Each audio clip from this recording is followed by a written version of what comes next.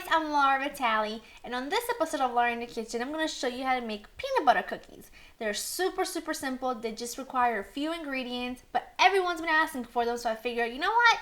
Let me do it. So let's go over the ingredients so we can get started.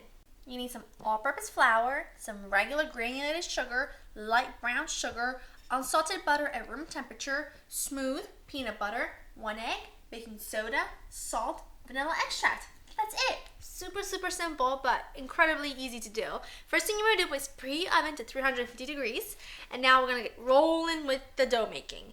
And this is very straightforward, but you know, the one thing I think is really crucial to this is to let the butter and the sugars beat for a long time, for like 3-4 minutes, so they get really nice and thick and pale and creamy. Makes a huge difference in your cookie, I promise you. So in my standing mixer, I'm just going to put in 1 stick, which is a 1/2 cup of unsalted butter at room temperature, granulated sugar and brown sugar, 1/2 cup of each.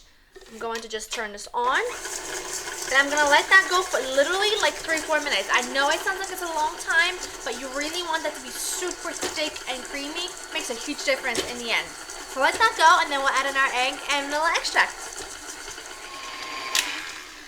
My sugars and my butter have been mixing for about 2-3 minutes. As you can see, it's really beautiful and creamy, which I want.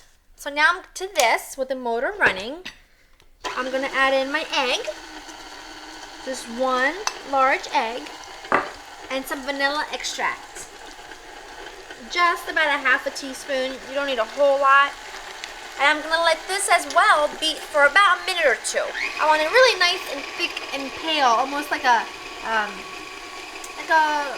slightly whipped cream consistency. It's awesome. It makes the cookies so fluffy and moist. I guarantee it, you're going to love when you do this too. We'll just let this go for a couple minutes. That's perfect. Exactly what I want. Nice and thick and creamy. Now to this, I'm going to add our peanut butter.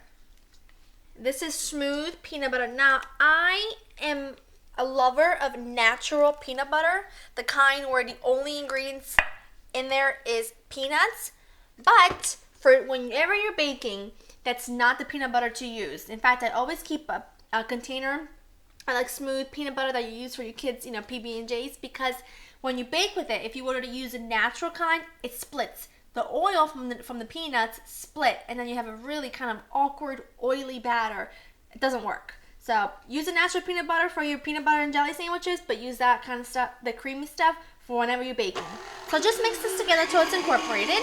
And in the meantime, I'm just going to mix my baking soda and salt into my flour. That's a really strong peanut smell. I love it. Now, if you want to, you can add like chopped up pieces of peanuts. But I'm not going to. I really like the smooth texture of the cookie, so I'm just going to leave it as is.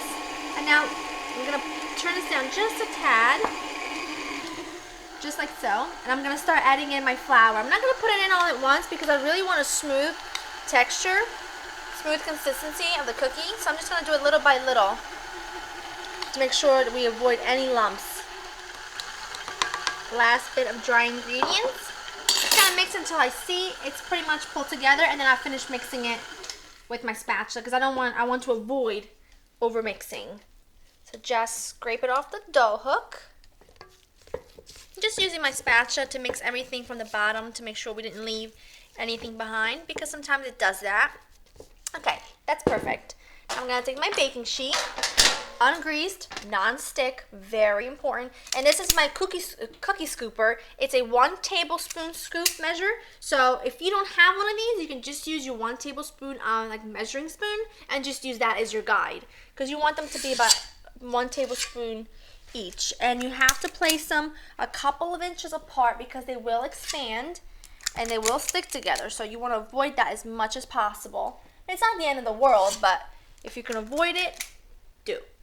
I'm just going to scoop them onto my cookie sheet, and then we're going to proceed with the next step. My last cookie. Now, I'm not going to make all of them. I'm only going to make about half the batter and take the remaining half and put it in the freezer because this batter freezes beautifully. And, okay, so next step, you want to take your 2 fingers or the palm of your hand, and you just want to flatten the cookie. slightly flatten the cookies, just like so. It's so easy. You can get your kids to do it. I mean, to me, it's something that I enjoy to do because you don't have to really think. It's easy. There you go. Just press them down with your fingers. Or like I said, you could use the palm of your hand. Doesn't really matter. As long as you're getting them flattened. And then, kind of want to do it evenly though. And then you take a fork and you're going to make crisscross patterns. Like that. And like that. Just like so. Onto each cookie. It wouldn't be a peanut butter cookie without the crisscross patterns. I mean, come on. So, just going to continue to do the rest of them, and then we're going to bake them. Last one. And here we go. Now, these are going to go into your preheated oven and bake for about 15 to 18 minutes. And now, if possible, you want to place your oven racks top and middle and avoid the bottom because sometimes it can scorch the bottom of the cookie before it's perfectly done. So I'm just going to put these in and bake them for 15 to 18 minutes until lightly golden, and then I'm going to let them cool for about 5 minutes on the baking sheets and then let them cool completely on a wire rack.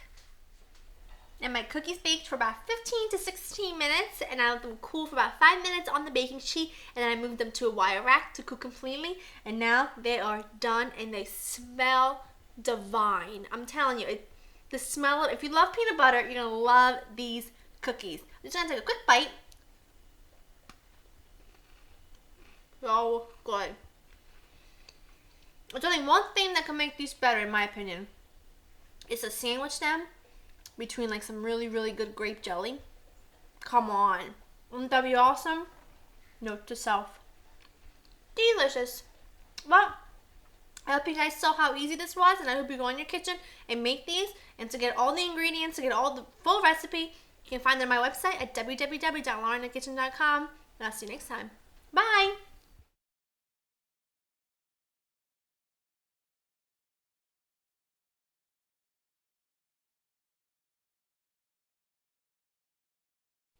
Hi guys, I have some great and exciting news to share with you. I now have an app. You can find me on iTunes. You can use it for your iPhone, your iPod Touch, and your iPad. You can take me to the grocery store. You can take me into your very own kitchen. You can take me to your living room. I've included some of my favorite and most popular recipes from my show. Anything from pot roast to pizza to brownies to cookies. There's something for everybody. I've also included a recipe converter so you can convert my recipes to metric if you ever need to. I've also included links to my social media pages so you can keep up with everything I'm doing. Now to get my app, open up your app store on your device and search for Laura Vitale or Laura in the Kitchen. Now I have a lot of exciting updates coming for this app, so stay tuned.